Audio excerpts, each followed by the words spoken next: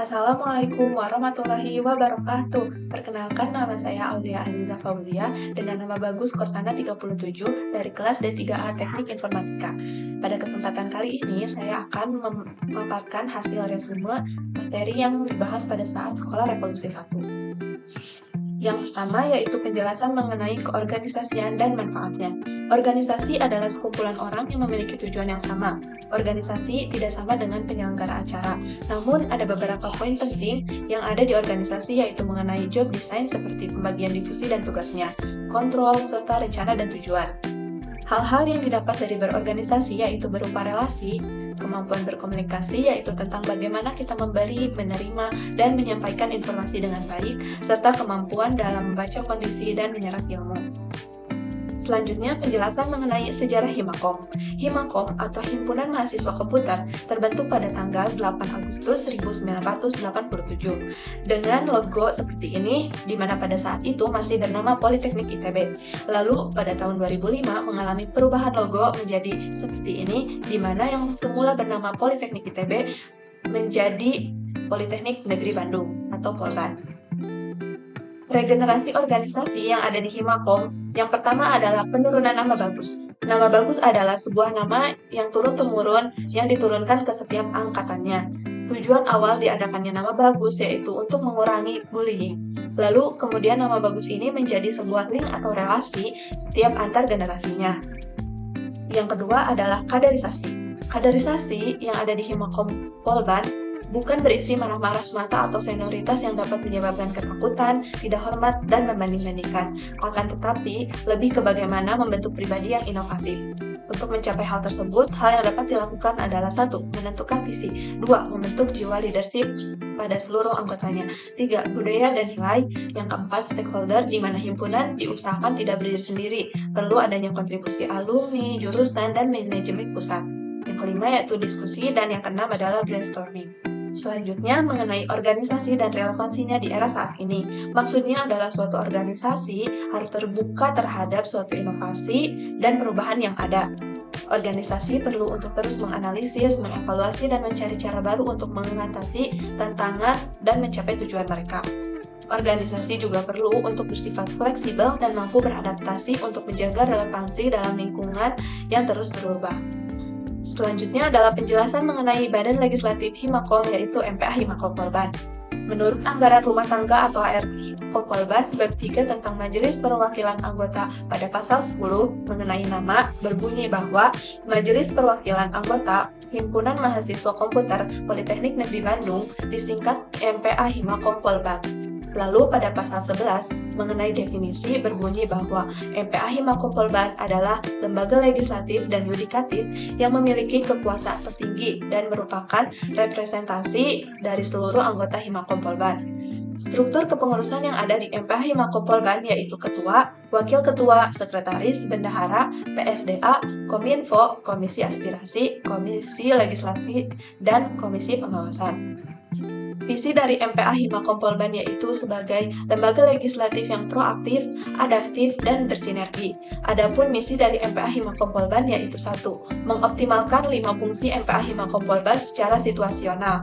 Yang kedua, memaksimalkan komunikasi dan koordinasi antar anggota Himakom Polban. Yang ketiga yaitu hubungan yang harmonis dengan internal dan eksternal Himakom Polban. MPA Himakom Polban memiliki 5 fungsi. Yang pertama yaitu fungsi aspirasi, yaitu sebagai wadah aspirasi, kritik, dan saran dari para anggota Himakom Polban yang kemudian akan dikaji dan ditindaklanjuti. Yang kedua yaitu fungsi legislasi, yaitu sebagai pembuat produk hukum atau peraturan dan undang-undang untuk memenuhi kebutuhan dan mencapai visi dari Himakom Polban.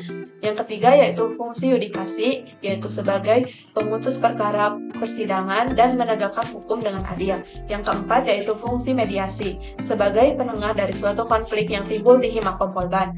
Yang kelima yaitu fungsi pengawasan, yaitu sebagai pengawas seluruh kegiatan yang dilakukan oleh Badan Eksekutif Himakom Polban dan memastikan produk hukum dapat berjalan dengan baik.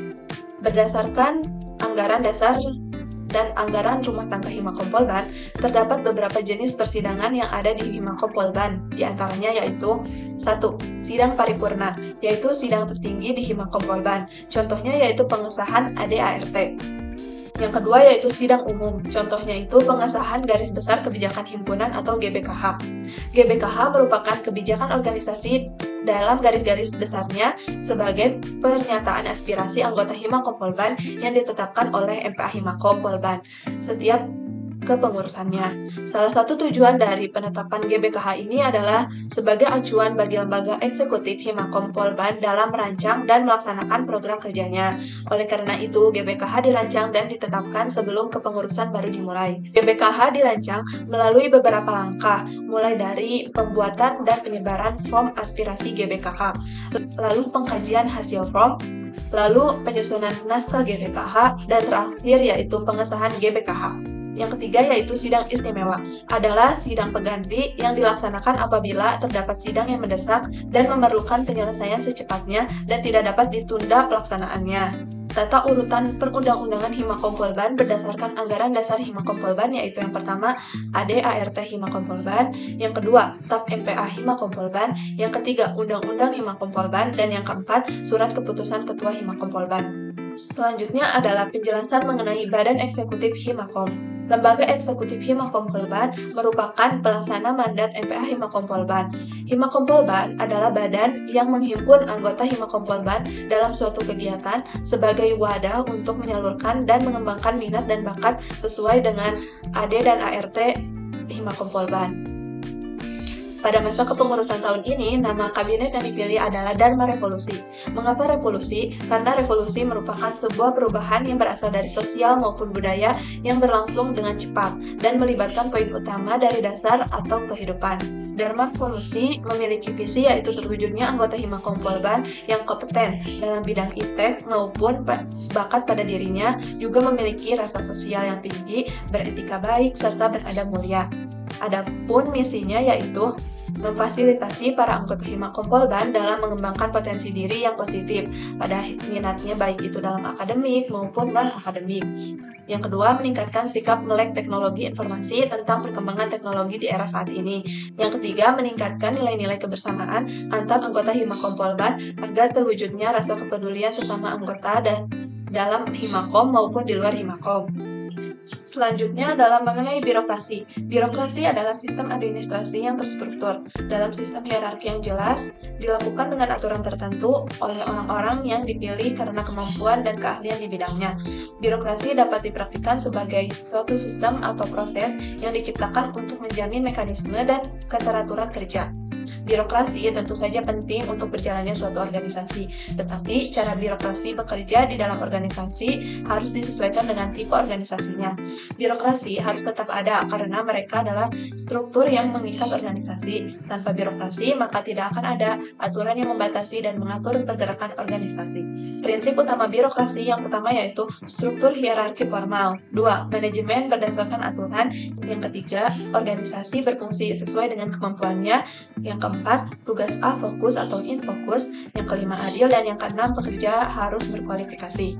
Dalam birokrasi, terdapat standarnya sendiri. Standarnya terdapat pada suatu standar operasional prosedur atau SOP. SOP kegiatan organisasi kemahasiswaan adalah sebagai berikut. Yang pertama, proposal yang lengkap. 2. Pelaksanaan yang baik dan benar. Yang ketiga, pelaporan kegiatan yang lengkap. Birokrasi pada ADKES yaitu surat menyurat. Surat merupakan sarana komunikasi untuk menyampaikan informasi dalam bentuk tulisan oleh suatu pihak ke pihak lainnya. Jenis-jenis surat yang pertama ada surat permohonan. Digunakan untuk mengajukan permohonan penerbitan sertifikat, peminjaman sarana dan prasarana, dan permohonan izin serta dan lain sebagainya. Yang kedua yaitu surat pernyataan, digunakan sebagai lampiran proposal kegiatan berisi pertanggungjawaban atas kegiatan yang akan dilaksanakan.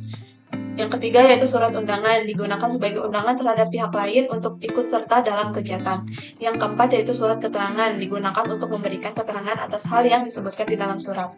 Lalu revisi proposal dan LPJ dimulai dari sekretaris program kerja, lalu ke ketua biro ADKES, lalu ke sekretaris umum himpunan, lalu ke ketua himpunan, lalu ke sekretaris umum BEM dan pembina himpunan. Sedangkan untuk alur pengajuan proposal dan LPJ dimulai dari ketua pelaksana, lalu ke ketua himpunan, lalu ke pembina jurusan, lalu ke ketua jurusan, lalu ke ketua BEM, dan terakhir ke wakil direktur 3. Birokrasi pada biro keuangan. Biro keuangan yaitu bertugas untuk mengatur perancangan rencana Rencana Anggaran Belanja atau RAB.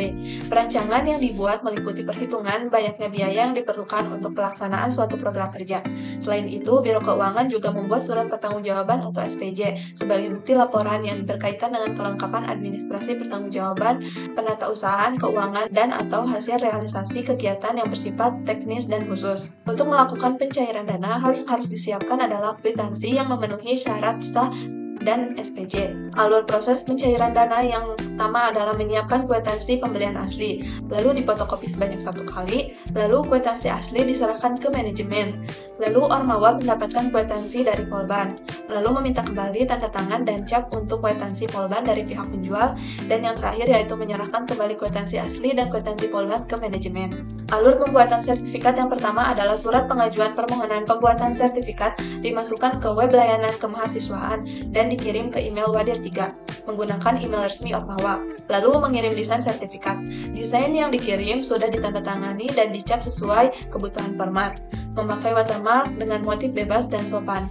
Logo yang tertera pada sertifikat sudah tertata benar sesuai dengan semestinya. Dan yang terakhir adalah mengirim data penerima dalam bentuk Excel dengan kolom nomor sertifikat, nama lengkap, NIM atau yang lainnya, jabatan, dan jenis partisipasinya. Sekian hasil resume dari Sekolah Revolusi 1. Mohon maaf bila banyak kesalahan. Terima kasih. Wassalamualaikum warahmatullahi wabarakatuh.